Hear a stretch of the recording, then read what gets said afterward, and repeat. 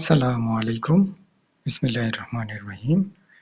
BMDC registration qualifying এক্সামের যারা প্রস্তুতি নিচ্ছেন তাদেরকে স্বাগতম।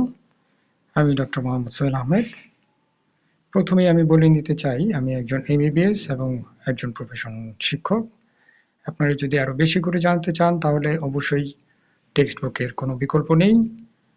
যারা কুশিং সিনড্রোম সম্পর্কে আরো বিস্তারিত জানতে চান আরো রিসার্চ করে নেবেন এবং যাদের কুশিং সিনড্রোমে আক্রান্ত যারা তারা বিষয়টিকে রিসার্চ করে তারপর পদক্ষেপ নেবেন। আসুন আমরা প্রথমেই জেনে নিই কুশিং সিনড্রোম কি, অর্থাৎ এটি হচ্ছে হাইপার কর্টিসোলিজম। কুশিং সিনড্রোম কখন হয় আসলে? এটা হয় excessive levels of hormone cortisol over a long period of time.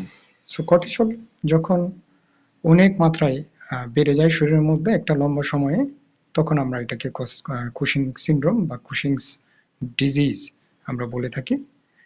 কর্টিসলকে আমরা স্ট্রেস হরমোনও বলি। যারা সাধারণত দীর্ঘমেয়াদী স্ট্রেসের মধ্যে থাকেন তাদের সাধারণত এই রকমের সমস্যাগুলো এরকম সমস্যাগুলো হতে পারে। তো সংক্ষেপে আমরা এটাকে বলি prolonged exposure to excess cortisol, অর্থাৎ এটাকে আমরা হাইপার কর্টিসলিজম বলতে পারি। এটা এক্সোজেনাস এবং এন্ডোজেনাস হতে পারে। কি কি কমন সিমটম গুলো আমরা দেখতে পাই আসুন জেনে নিই। ওয়েট বেড়ে যাবে, মুন ফেস হবে, বাফেলো হাম্প হবে, স্কিন চেঞ্জ হবে, অর্থাৎ স্ট্রাই দেখতে পাই আমরা, সেখানে কিছু পার্পল বা পিঙ্ক স্ট্রেচ মার্কস দেখতে পাই এবং মাসল উইকনেস হয়। আমরা একটু ছবি থেকে আমরা এখানে দেখতে পাচ্ছি যে এই ছবিতে ব্যক্তিটির রাউন্ড ফেস হয়েছে এবং দেখেন পেটটা অনেক ফুলে গেছে, অর্থাৎ সেন্ট্রাল ওবেসিটি হয়েছে এবং দেখবেন দুই পাশে কিছুটা স্ট্রাই বা স্ট্রেচ মার্কস রয়েছে, পার্পল অথবা পিঙ্ক কালারের হয়। পাগুলো একটু দেখবেন যে মাসলগুলো ওয়েস্টিং হয়েছে, উইকনেস দেখা যাচ্ছে এবং এইখানে অস্টিওপোরোসিস বা মানে বোন ডেন্সিটি কমে যায়। এটা সাধারণত হাইপোথ্যালামাস পিটুইটারি থেকে অথবা অ্যাড্রেনাল থেকে ঘটতে পারে। তো অ্যাড্রেনালিজম বা অ্যাড্রেনাল থেকে যখন হয় তাকে আমরা প্রাইমারি, পিটুইটারি থেকে যখন হয় সেটাকে আমরা সেকেন্ডারি এবং হাইপোথ্যালামাস থেকে হলে সেটাকে আমরা টারশিয়ারি লেভেলের সমস্যাটাকে বলে থাকি। কি কি কারণগুলো আমরা সেটা একটু জেনে নিব। আমরা আগেই বলেছি যে এটা এক্সোজেনাস অথবা এন্ডোজেনাস হতে পারে। এক্সোজেনাস যেমন long term use of glucocorticoids, এর মধ্যে রয়েছে প্রেডনিসোলোন এবং ডেক্সামেথাসোন। যদি লম্বা সময় ধরে আমরা এই ধরনের মেডিকেশনগুলো ব্যবহার করি তাহলে এটা একটা এক্সোজেনাস কারণ হিসেবে চিহ্নিত হবে। এন্ডোজেনাস হচ্ছে অন্তর্ভুক্ত একটা ব্যাপার, যেখানে এসিটিএইচ ডিপেন্ডেন্ট হতে পারে অথবা এসিটিএইচ ইন্ডিপেন্ডেন্ট হতে পারে। এসিটিএইচ ডিপেন্ডেন্ট হলে এসিটিএইচ বেড়ে যায় এবং এসিটিএইচ ইন্ডিপেন্ডেন্ট হলে এসিটিএইচ কমে যায়। তাহলে এসিটিএইচ যখন বেড়ে যায় তখন সাধারণত পিটুইটারি এডেনোমা সিক্রেটিং এসিটিএইচটা মোস্ট কমন একটা ব্যাপার এবং একটোপিক এসিটিএইচ প্রোডাকশন হয়। আর এসিটিএইচ ইন্ডিপেন্ডেন্ট হলে এড্রেনাল এডেনোমা, এড্রেনাল কার্সিনোমা বা এড্রেনাল হাইপারপ্লাসিয়ার কারণে হতে পারে এটা। তাহলে আমাদের ডায়াগনোসিস এবং ম্যানেজমেন্টটা কি হবে?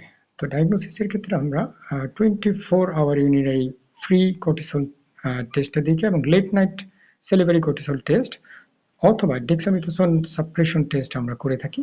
আর ইমেজিং এর ক্ষেত্রে সিটি বা MRI scan to look for tumours on the pituitary or adrenal glands. Treatment হতে পারে আমাদের মেডিকেশন অ্যাডজাস্টমেন্ট, সার্জারি এবং রেডিয়েশন আর মেডিকেল থেরাপি। তাহলে আমরা জানলাম যে এখানে ইনভেস্টিগেশন করতে পারি, যেটাকে আমরা স্টেপ 1 এবং স্টেপ 2 তে ভাগ করে নিতে পারি। স্টেপ 1 এ আমরা যেটা করেছি আমরা অলরেডি কিছুটা বলে এসেছি। 24 hour urinary free cortisol level দেখব, লেট নাইট সেলিভারি কর্টিসল দেখব এবং low dose dexamethasone suppression test করে দেখা যেতে পারে যে কোনো সাপ্রেশন হলো কিনা। আর স্টেপ 2 এখানে আমরা ডিটারমাইন কজগুলো আমরা দেখতে পারি যে প্লাজমা এসিটিএইচ লেভেলটা কেমন, হাই লো।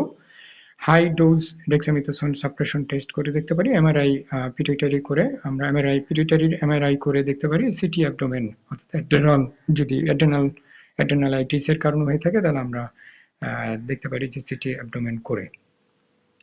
ট্রিটমেন্টগুলোর মধ্যে রয়েছে এক্সোজেনাস হলে আমরা gradual tapering of steroids, pituitary অ্যাডেনোমার ক্ষেত্রে ট্রান্স ফেনোইডাল সার্জারি করা যেতে পারে অ্যাড্রেনাল টিউমারের ক্ষেত্রে। অ্যাড্রেনালেক্টমি করে আমরা এটা সার্জারি করে আমরা এটাকে ট্রিট করতে পারি। একটোপিক এসিটিএইচ হলে ট্রিট আন্ডারলাইং টিউমার, অর্থাৎ টিউমারের চিকিৎসাটা নিতে হবে।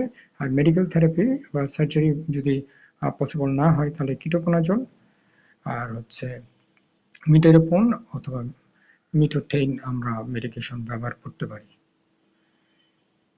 যেই ক্লিনিক্যাল কমপ্লিকেশনগুলো আমরা দেখি সাধারণত হাইপারটেনশন, টাইপ 2 ডায়াবেটিস, অস্টিওপোরোসিস এবং ফ্রিকোয়েন্ট ইনফেকশন।